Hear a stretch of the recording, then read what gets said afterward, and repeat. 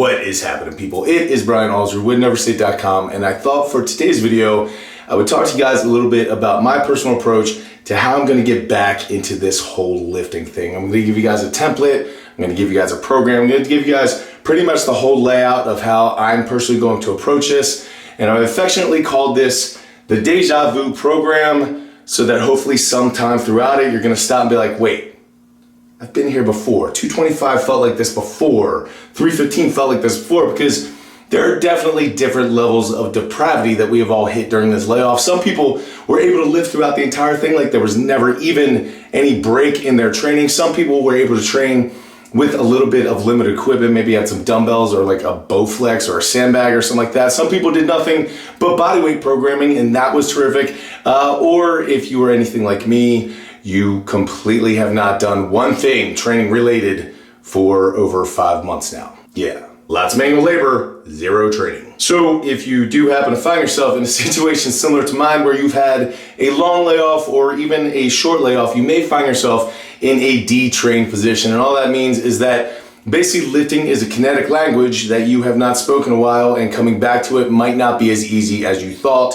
So squatting might have been second nature before, and it might not be any longer. So for me personally, I've lifted for over 25 years, and I'm known kind of as a breathing, embracing guy. It's one of the things that I tend to understand pretty well and can explain. However, currently right now, after I took 5 months off, I'm having an extremely hard time trying to get that feeling back, because again, it's just a kinetic language that I have not spoken in a while, and I'm trying to jump in and into fluent conversations, and it is just simply not there. So if you're anything like me and you do find yourself in a detrained situation, I would highly recommend that you take 1 week or 2 weeks or even 3 weeks to just go in and play with a barbell. Get underneath a squat bar, get underneath a bench, do some deadlifts, just try to figure out, play around with the movements. Do not worry about how much weight you're doing. Don't worry about following a program. Just get used to breathing, embracing, and doing the basic kinetic movement patterns just to see where you're at. Because if you try to jump back in anywhere near where you were before, you might have a very drastic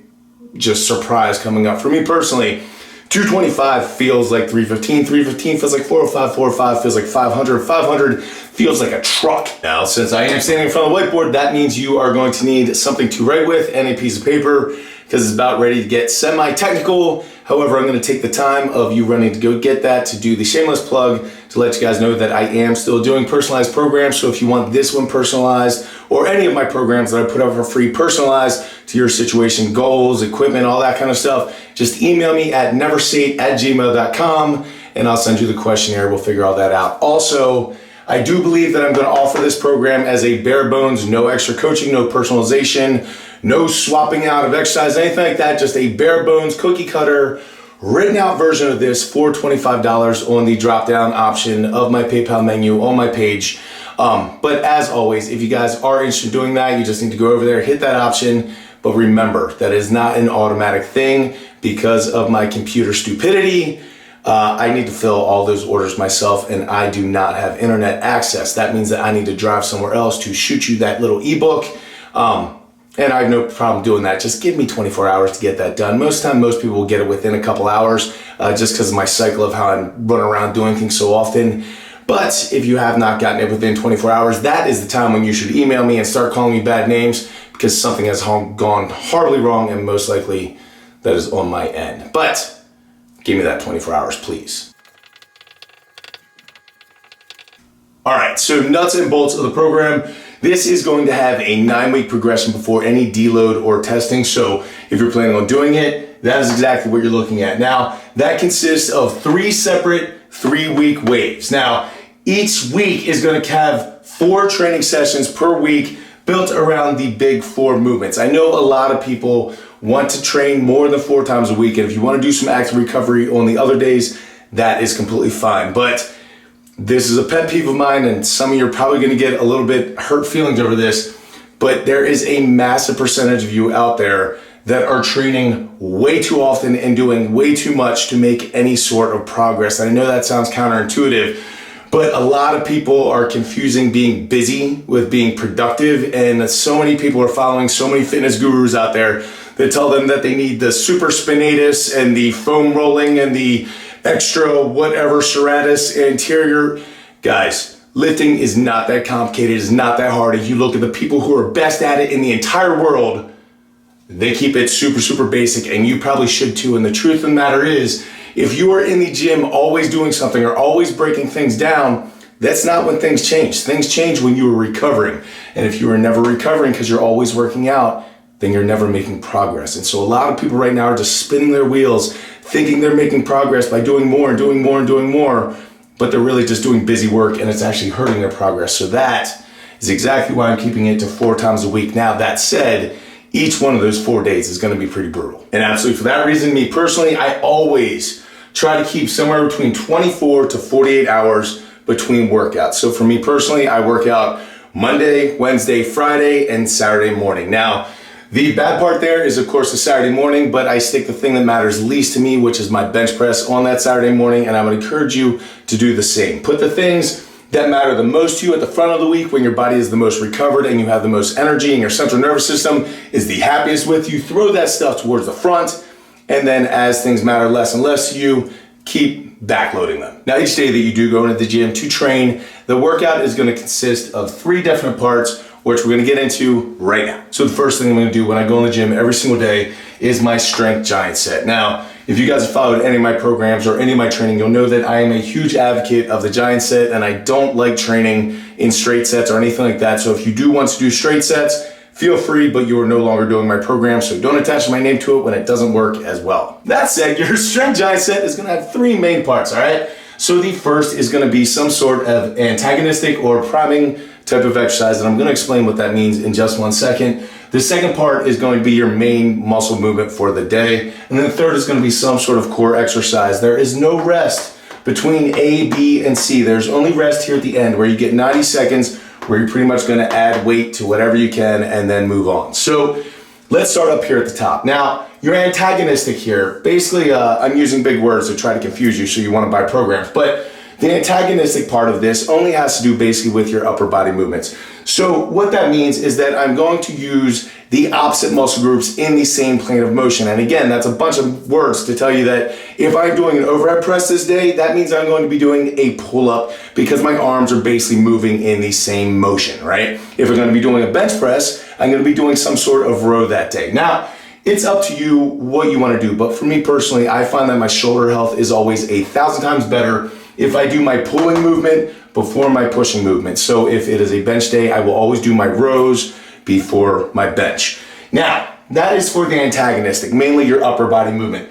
The primer or the priming type of movement, again, this is just my vernacular, so go with it for right now. But the priming movement is more when you're talking about your lower body days, because I've already made the terrible joke that the antagonistic of a deadlift is an alive lift, so I can't do that anymore. So basically, when you really break it down, guys, the deadlift works so many parts of your body, same with the squat, that you can't really throw an opposite. You can try, but it doesn't really apply the same way that it does for the upper body. So basically what I do is for the deadlift, I look at the movement pattern, and I think that the deadlift is a hinge. So the idea is that I try to prime my hips to move and hinge as explosively as possible. I might do that with a Dimmel deadlift. I might do that with a swing, a kettlebell swing. I might do that with a jump, something explosive, okay? That movement I will do fast and explosively so that when I come up to the deadlift or the squat, my hips or my legs or whatever is moving as explosively and as just best as it possibly can, so that when I'm trying to move light things like they're heavy and heavy things like they're light,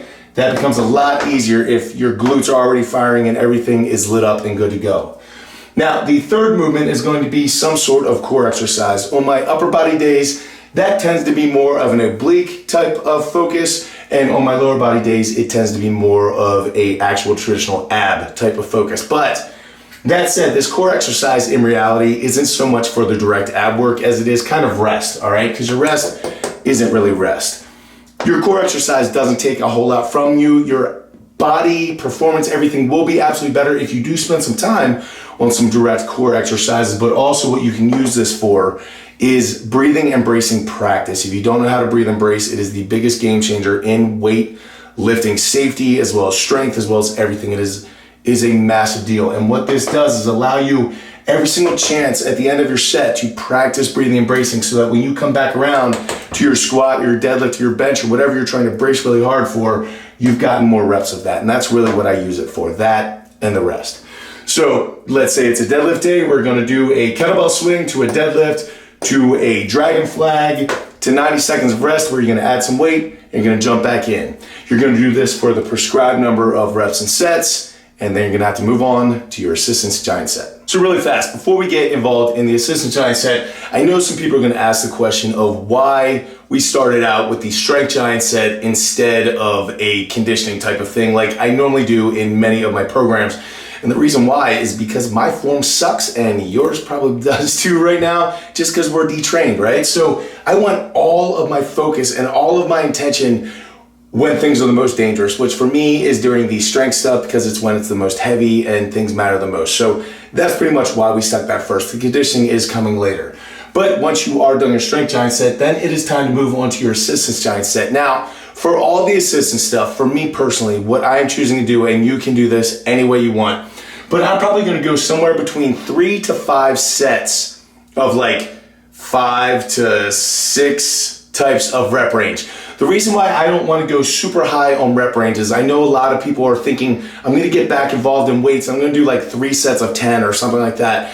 And that is great if you think that is what is best for you and your body and your plans. But for me, I can tell you that I can stay very, very focused for about 3 reps. After 3 reps, I start playing with the numbers in my head to make the set shorter. I start thinking about burritos. I do a lot of things that have a much higher likelihood of getting me hurt.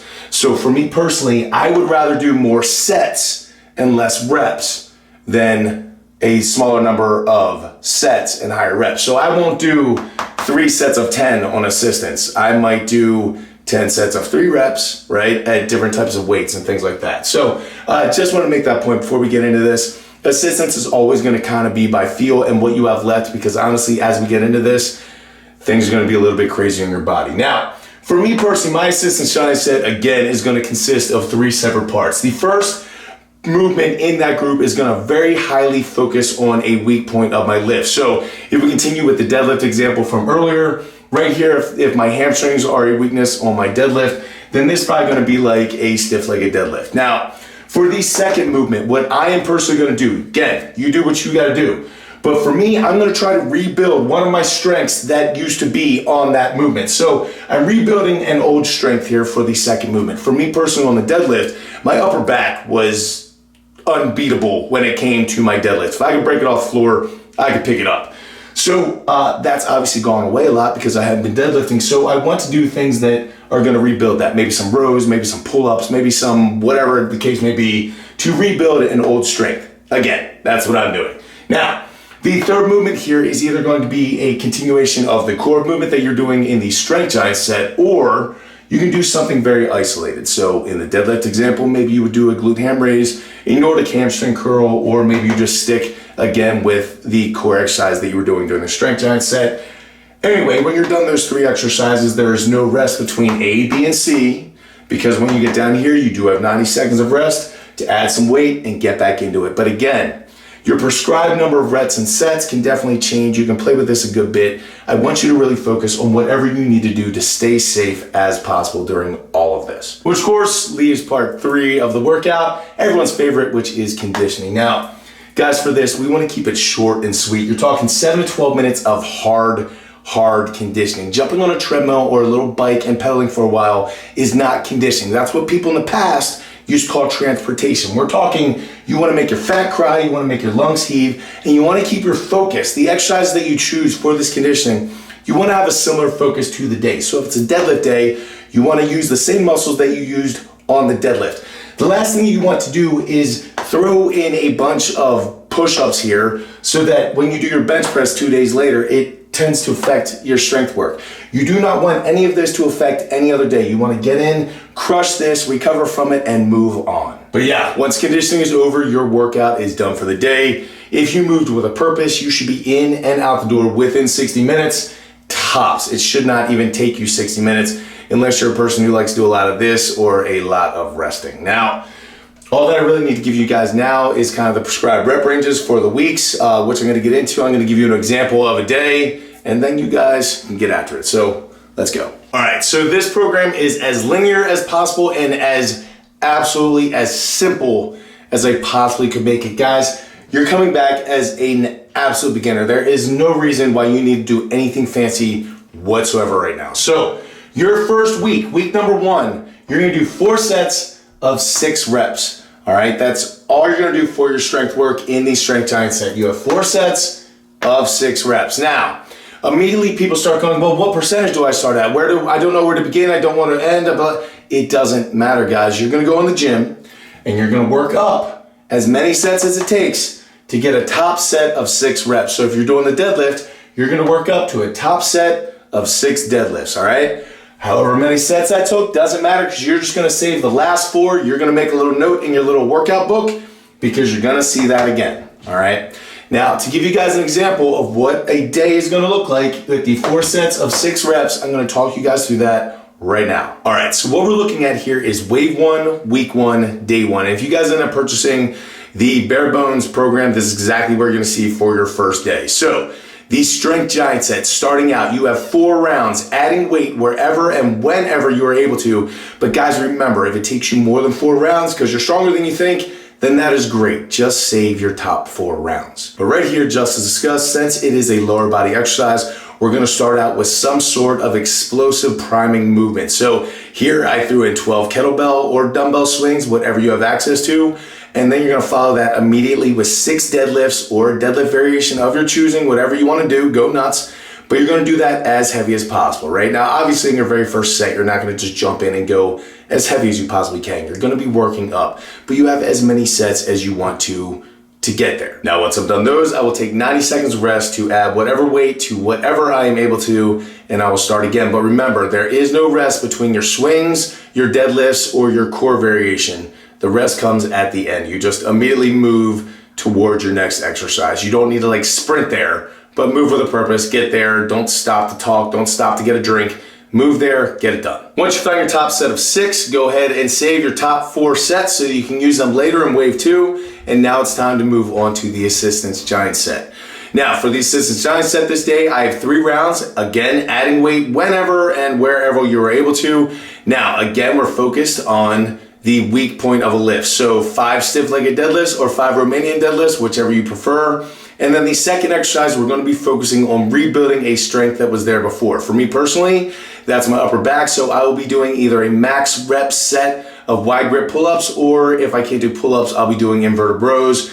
And then the third exercise is either going to be a continuation of the core or some sort of isolated exercise. So for this one, I'm choosing to do 8 glute ham raises. And if I don't have a glute ham raise, I'm going to do Nordic hamstring curls. Once I've done that, I will take my 90 seconds rest to add weight to whatever, or take weight or manipulate weight, do whatever I need to do, and then I will start my next round. Once all of my Assistance Giant sets are done, then it's time for me to finish off with conditioning, and I can give 100% of myself to this because there's nothing to do afterwards. So for this one in particular, I'm going to load the bar with 50%, and I'm going to do this for 5 rounds. Now that 50% is from my top set above. So my top set of 6, whatever that number is, I'm just gonna take 50% of that number, okay? So this weight is gonna be very light, so I want you to focus on your technique and just using the muscles you're supposed to use so that you do not hurt yourself. So here you're gonna have 8 deadlifts at 50% from your top set of above, then 8 burpee lateral jumps over the bar, followed by 1 minute plank,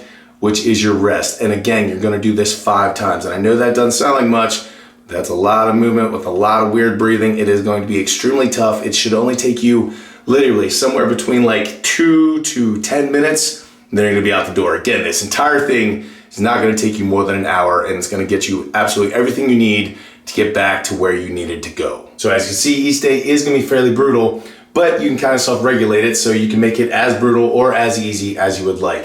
Now, again, for week 1, that is all 4 exercises. Each exercise, your squat, your bench, your deadlift, and your overhead press, you are going to try to find a top set of 6.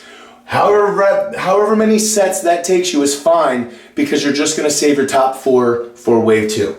Now, when you move on to week 2, the rep range is just gonna change. Again, it's staying the same for all 4 exercises, but now you're gonna do 6 sets of 4. Again, same number of total reps. It's just gonna be much different because you are much stronger for 4 reps than you are for 6 reps, right? So you're just doing the same thing. If you guys wanna change up variations or do something different than just your standard squat, bench, dead, and overhead press, knock yourself out. Do whatever it is that is going to be important to you. But right here, for week 2, you're applying all the same exact principles just talked about.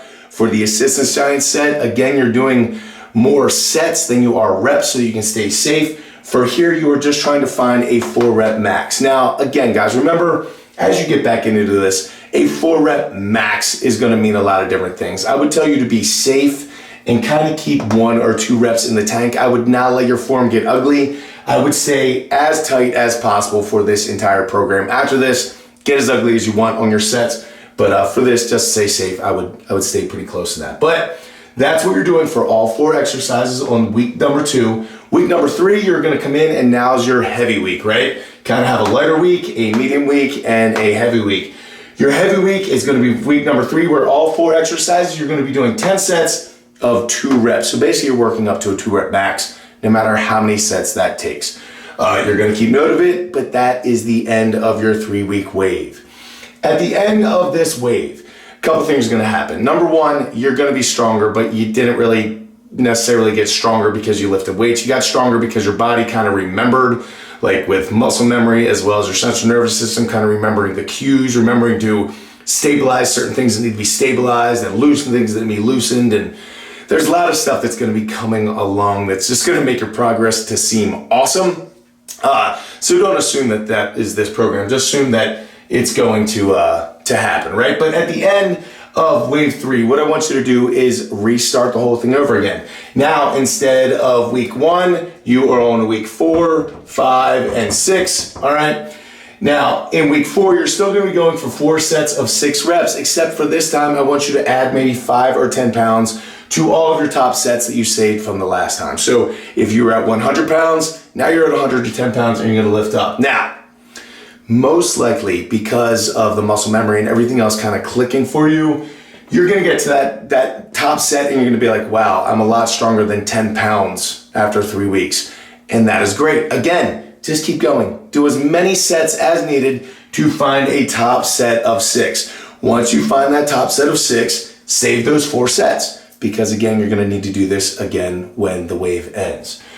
When you come around, when that whole week is done, then you're back into week 5, same exercises, same variation, whatever you want to do, except this time, when you go to 6 sets of 4, again, you're going to be much stronger. So if you need extra sets, knock yourself out. But if you feel challenged, just add 5, 10 pounds to the same exact sets that you did last time, and that will be fine as well. Once week 5 is done, now you're on to week 6, where you're doing 10 sets of 2. That is the end of the second wave. Then again, you're gonna add 5 to 10 pounds to everything. You're gonna come back up the top. Now you're on 7, 8, and 9. Week 7, you're back up to 4 sets, 6, except again, you're gonna be much, much stronger. So you do as many as you need to, knock yourself out. Week 8, you're doing 6 sets of 4, again, much stronger. Week 9, you're on 10 sets of 2, doing the giant sets all the way through, and you're gonna be shocked at the difference between where you are in week 9 and where you were in week 1. Now, at the end of this, it's up to you what you want to do. For me personally, I'm probably going to take a deload in week 10, where I don't do much lifting at all. I don't do much lifting during my deload whatsoever. It's up to you what you want to do there. But then in weeks 11 and 12, I'm going to test out and see exactly where I'm at, so that I will have some kind of semi-accurate numbers to base a real program off of that has like some percentages or whatever the case may be, all right?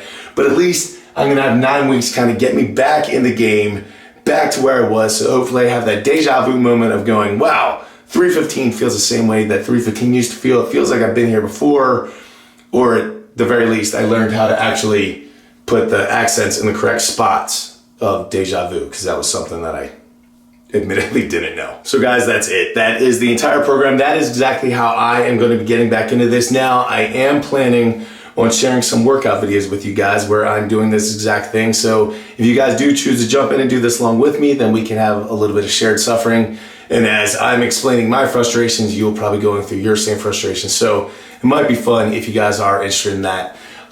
Guys, if you did want a version of this or any of my other programs personalized to your exact goals, equipment, medical conditions, whatever the case may be, make sure you email me at NEVERsate@gmail.com so I can send you the questionnaire. We can get that ball rolling. I always tell people that when it comes to programming, the way that I learned and the way that I think a lot of people should learn is to get someone who knows what they're doing, try out their programs, keep the things that you like, discard the things that you don't like, and start creating your own way of doing things. That's exactly what I did. But one thing is for sure, all that a program is basically a roadmap of getting from one destination to another. And going on a road trip is a lot easier when you have someone sitting next to you that's already made that trip before and knows the landmarks and the hard parts and the rough parts and can kind of push you around. So that's all that I do with a personalized program if you guys are interested in that. But if you guys do want just the convenience of someone writing all this up for you in a very basic manner with absolutely no extra coaching, guys, there's no coaching with it. So if you email me, ask me questions, no, sorry, I'm a busy guy. But you guys can get a very basic version like the example that I showed from the PayPal drop-down menu on my merch page. In the description box down below, I'll leave links to all this. But if you just select the option where it's Déjà Vu for $25, you can get a version of that as well. So yeah, that's pretty much what's going on, guys. Or if you guys just want to sit down with paper and pencil, there's absolutely no reason why you guys cannot write this one out. This one is as basic as it gets, guys. It just repeats on itself, and hopefully in 9 weeks, you guys will be back to where you were before. Hopefully I'll be back to where I was before or better or whatever the case may be, guys. But I just thank you guys so much, and I hope this goes great for you. Again, remember, leave your ego at the door when you come back to this, because we're all starting from square one, and I don't want to see you guys get hurt and then have to take more time off. So come at it slowly, because little baby steps now will lead to big steps later. Just have faith in that, man. So I thank you guys so much for absolutely everything you guys do. Just all the support, absolutely everything. It's just been amazing. And I'm really, really enjoying doing videos again. So I hope you guys are enjoying watching them. Until I see you guys later in the week, go out, do something amazing, relax, keep working hard, people. Be nice to each other, please. It's a dangerous world. Be nice. I'll see you then.